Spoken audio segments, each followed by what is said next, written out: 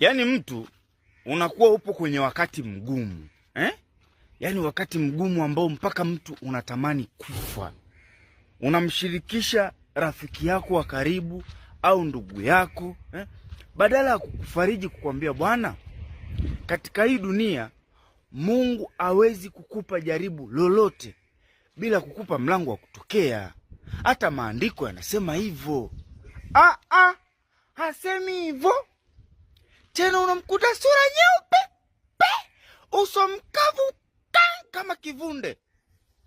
Unamsikia eti kufa ufi, ndugu yangu, ila cha moto utakiona.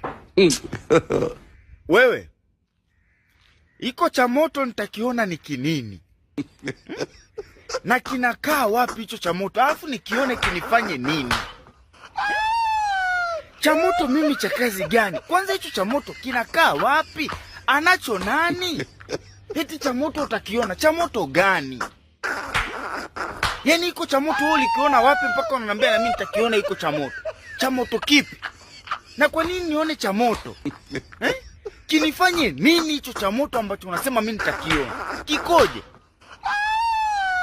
Kikoje? Wewe ulikiona wapi hicho cha moto mpaka unaniambia mimi kufa sifi ila cha moto nitakiona? Cha moto gani?